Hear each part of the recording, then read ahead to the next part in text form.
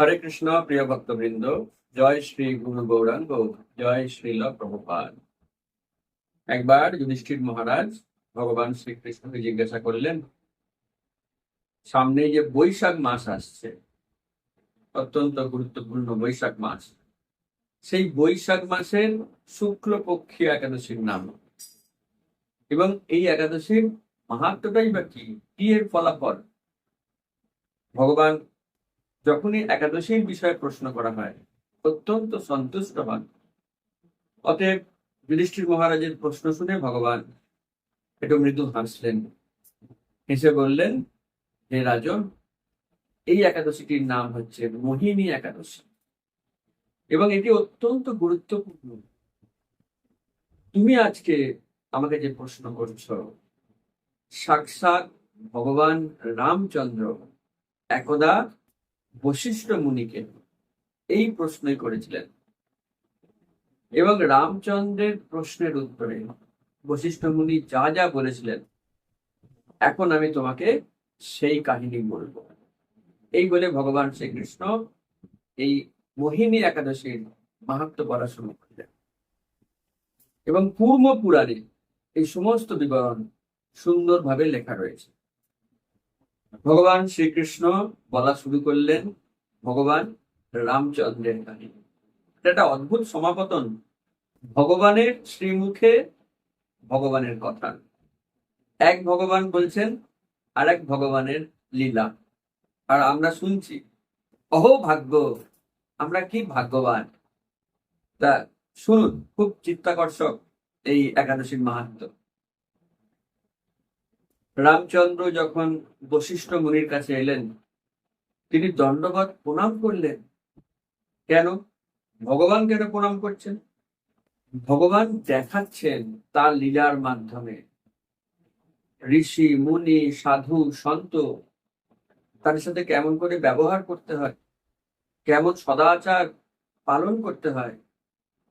ভগবান লীলার মাধ্যমে উদাহরণ তৈরি করছেন যাতে আমরা সেটা ফলো করি। আর বশিষ্ঠ মুনিও জানেন রামচন্দ্র ভগবান, তবুও তিনি তার লীলাতে ডিস্টার্ব করছেন না। ভগবান প্রণাম করছেন, বশিষ্ঠ মুনি আশীর্বাদ করছেন। যাই হোক, রামচন্দ্র বশিষ্ঠ মুনিকে জিজ্ঞাসা করলেন, হে মুনিবর, আপনি কি আমাকে এমন একটি ব্রতের কথা বলতে পারেন যাতে সমস্ত দুঃখ দূর হয়, সমস্ত পাপ দূর হয়, মনে শান্তি লাভ করা যায়? হঠাৎ ভগবান রামচন্দ্র এই প্রশ্ন কেন করলেন? দেখতে হবে তার প্রেক্ষাপট কি ছিল, সময়টা কি ছিল। তখন ভগবান রামচন্দ্র সীতাকে হারিয়ে ফেলেছেন, সীতাকে চুরি করে নিয়ে গেছেন।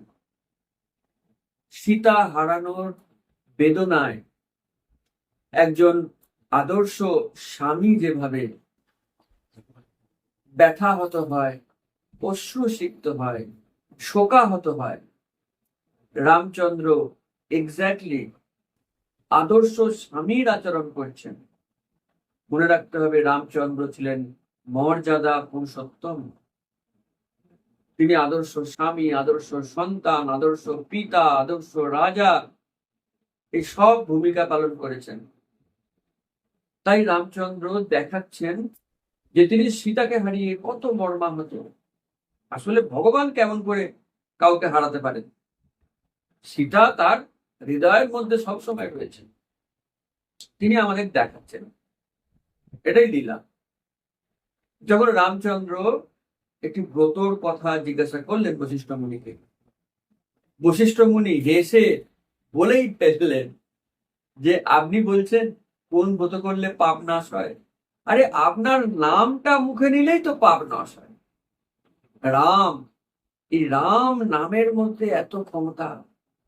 নাম নামকারী বহুধা নিজ সর্বশক্তি। ভগবান তার সমস্ত শক্তি তার নিজের নামের মধ্যে, ছোট্ট ক্যাপসুলের মধ্যে ভরে দিয়েছেন।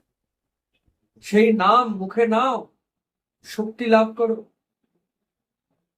এই যে আমরা হরিনাম করি, হরে কৃষ্ণ কৃষ্ণ কৃষ্ণ হরে হরে, হরে রাম রাম রাম হরে হরে। এই রাম, এই রাম হচ্ছে ভগবান রামচন্দ্র।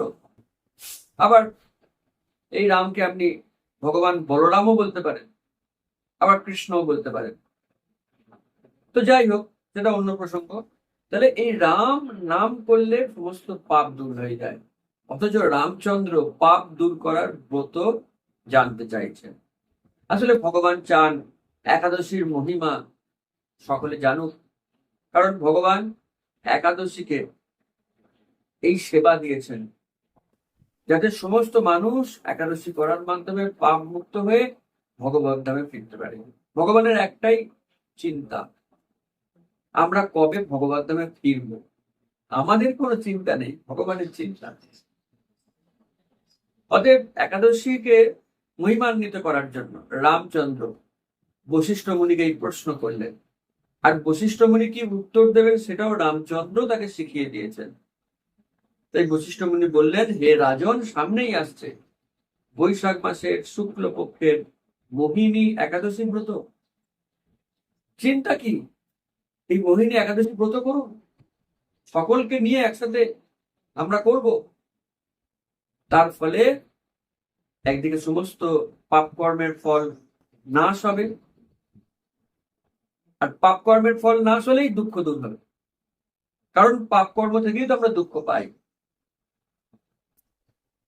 এবং তিনি অনেক অনেক পুণ্য লাভ করবেন, ভগবত ধামে ফেরার সুযোগও তিনি পেতে পারেন নিষ্ঠার সঙ্গে একাদশী ব্রত করে। তাই বশিষ্ঠ মুনি রামচন্দ্রের কাছে এই মোহিনী একাদশীর ব্রত মাহাত্ম্য কীর্তন করলেন।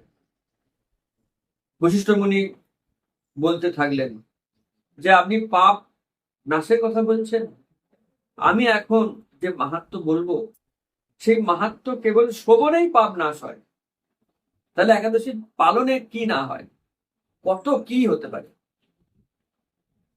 তাই বশিষ্ঠ মুনি রামচন্দ্রকে উদ্দেশ্য করে আমাদের সকলকে বলছেন, প্রতিটা মানুষের কর্তব্য প্রতিটা একাদশী ব্রত পালন করা। এসব রামায়ণের কাহিনী, এগুলি দিব্য, অত্যন্ত শক্তিধর।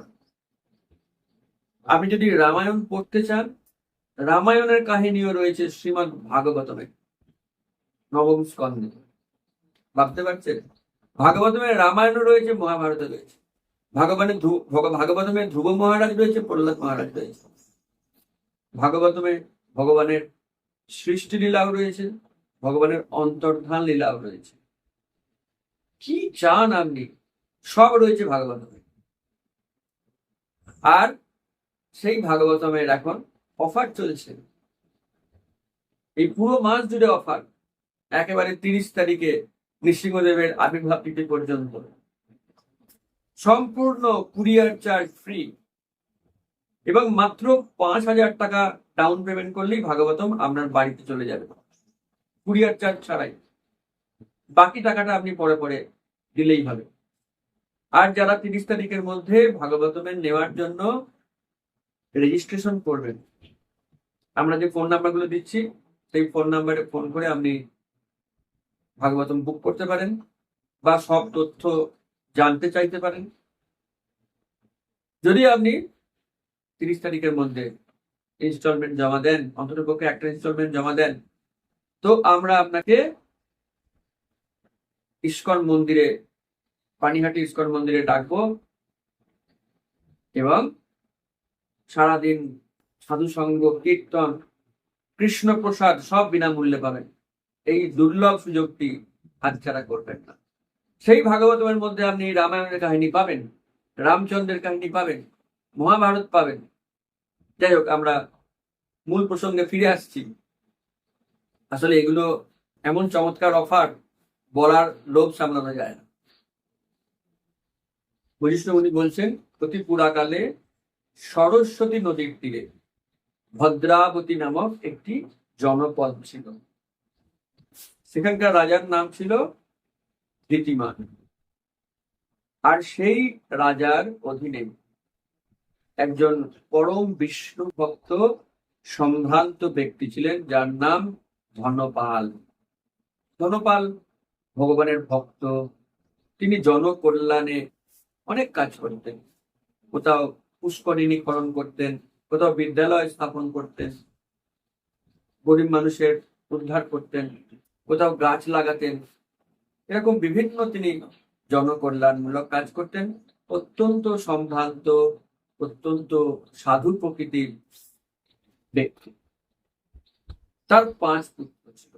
সেই 5 পুত্রের মধ্যে কনিষ্ঠ পুত্র ছিল ধৃষ্টবুদ্ধি। ধনপালের 4 জ্যেষ্ঠ পুত্র তারই মতন সদাচারী। কনিষ্ঠ পুত্র একেবারে বিপরীত।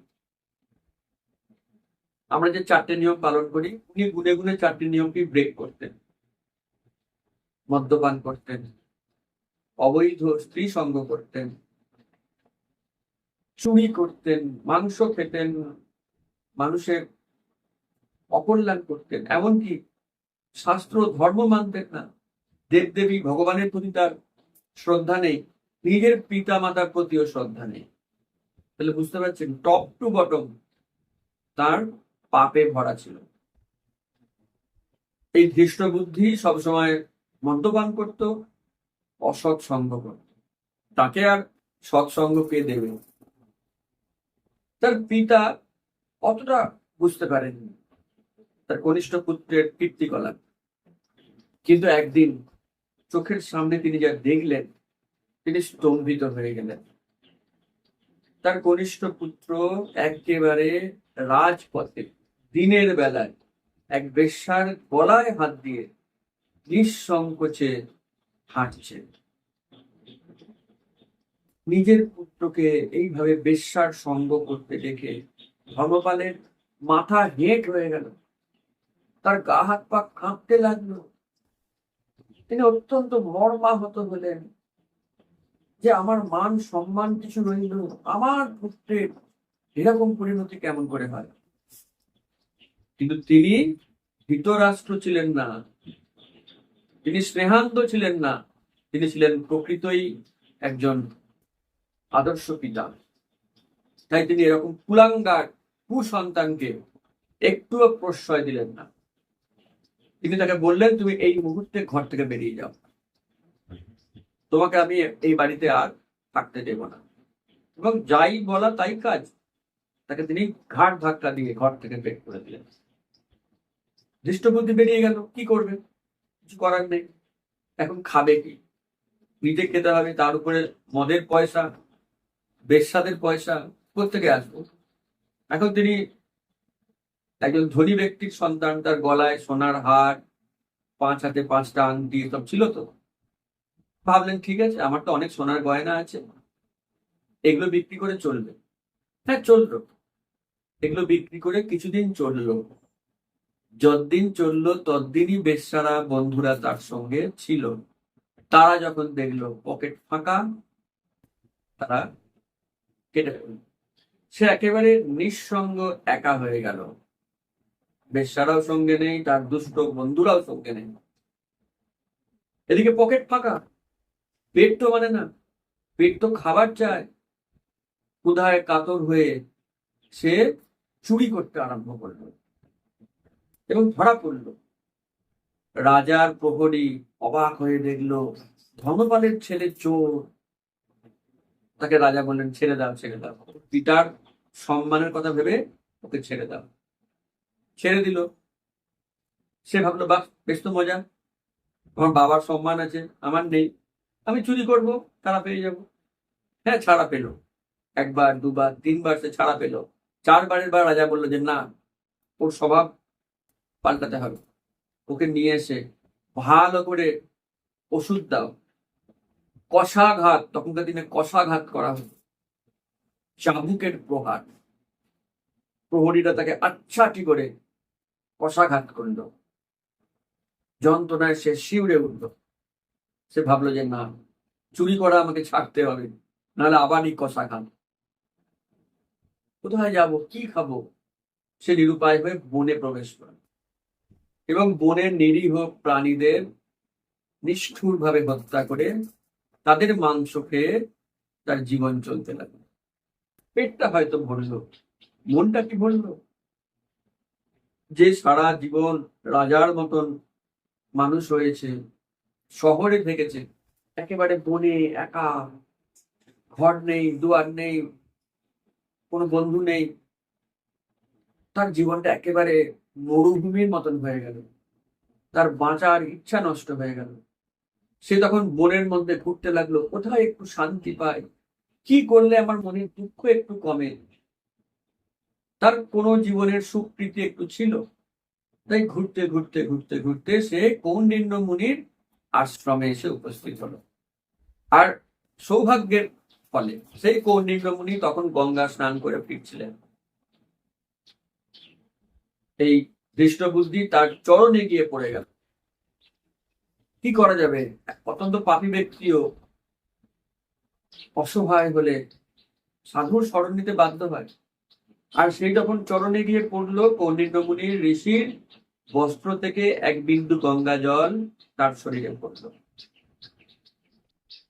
সেই জলস্পর্শে তার পাপ দূর হয়ে গেল, তার মাথায় শুভ বুদ্ধির উদয়। ভাবুন, সাধু গঙ্গা স্নান করে ফিরছেন, তার শরীরের এক ফোঁটা জলে সে পাপ দূর। তাহলে আমরা যদি এরকম উপকার পেতে চাই, কি করতে হবে? সাধুর কাছে যেতে হবে, তবে না জল পড়বে, তবে না সাধু স্পর্শ পাবেন, আশীর্বাদ পাবেন, দর্শন পাবেন। দর্শনে পবিত্র করো, এই তোমার গুণ। তাই সাধু সঙ্গ করতে হবে। আর আমরা যে অফার দিলাম, যদি আপনি ভাগবতমের ইনস্টলমেন্ট দেন, আমরা আপনাকে সারাদিন সাধু সঙ্গের সুযোগ করে দেবো বিনামূল্যে। অত্যন্ত লোভজনক, অত্যন্ত সুস্বাদু কৃষ্ণ প্রসাদ পাবেন। আরো অনেক অফার, আপনি জাস্ট ফোন করুন এবং সেই অফারটি গ্রহণ করুন।